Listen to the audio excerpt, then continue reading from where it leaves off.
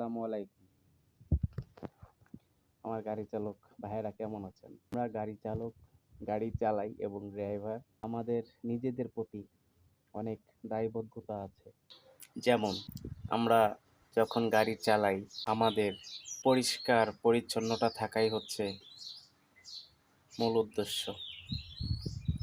কেননা আমরা বিভিন্ন মানুষের সাথে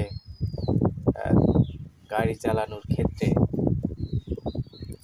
ওঠা বসা হয় বা চলাফেরা হয়। আমাদের সৌন্দর্য নিয়ে আমাদের থাকতে হবে। তো আমরা যারা গাড়ি চালক আছি পরিষ্কারভাবে থাকতে হবে, স্মার্টলি থাকতে হবে। হ্যাঁ, আমরা একটা জায়গায় যাচ্ছি, একটা নর্মাল পোশাক পরি বা ভালো পোশাক পরি না। অনেকেই অবহেলিতভাবে চলাফেরা করি যে না যেটা আছে। আপনি একটা জায়গায় যাবেন আপনার সাহেবের সাথে,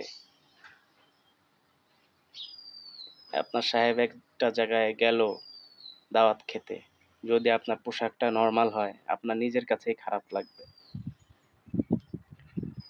তখন আশেপাশের মানুষও বলবে যে এত সুন্দর একটা গাড়ি চালায়, বা আপনার সাহেব এত সুন্দরভাবে চলাফেরা করে, তার ড্রাইভার কেমন, তার গাড়ি চালক কেমন, এগুলা যেন কেউ না বলতে পারে। তাই বলি সবাইকে, নিজের স্মার্টনেস নিয়ে নিজে থাকবেন। ওই আপনার মনে জাগতে পারে যে আমি এত সুন্দর করে চলাফেরা করতেছি বা গাড়ি চালাচ্ছি, আমার সাহেব কি বলবে বা কে কি বলবে। নিজের সৌন্দর্য নিজের কাছে। হ্যাঁ, কেননা আপনি গরিব হতে পারি, কিন্তু আমার লাইফ স্টাইল তো আমি চেঞ্জ করতে পারবো না, তাই না? আমার লাইফ স্টাইল আমার মতো করেই বেছে নিতে হবে। তো আশেপাশের মানুষ কে কি বললো না বললো সেটা দেখা লাভ নাই।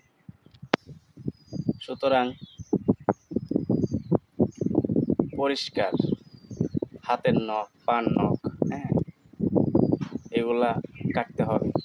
আপনি যে গাড়িটা চালাচ্ছেন, গাড়িটা সুন্দরভাবে পরিষ্কার পরিচ্ছন্নতা করে রাখতে হবে। কেননা গাড়ি অপরিষ্কার থাকলে, আমি গাড়ি চালক হয়ে বা আমি ড্রাইভার, আমি নিজেও বুঝি গাড়িটা যদি অপরিষ্কার থাকে নিজের কাছে কেমন যেন লাগে। আর আপনার গাড়িটা যদি পরিষ্কার থাকে নিজের কাছে অনেক ফ্রেশ মনে হয়, এটাই বাস্তব। তো যাই হোক, বেশি কথা বাড়াবো না।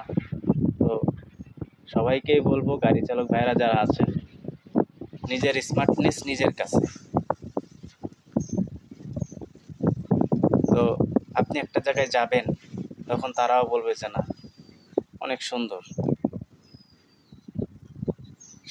সাহেবও যেমন, সাহেবের ড্রাইভারও এমন স্মার্ট। হ্যাঁ, তো এটা আপনার সাহেবও প্রশংসায় বাসবে যে না, সে তার ড্রাইভারকে সুন্দরভাবে রাখতে পারে বা রাখে। হ্যাঁ, আমি জানি না আমার কথা কতটুকু সুন্দর হয়েছে বা ভালো হয়েছে। আমার মাথা থেকে যেটা এসেছে আমি সেই কথাগুলো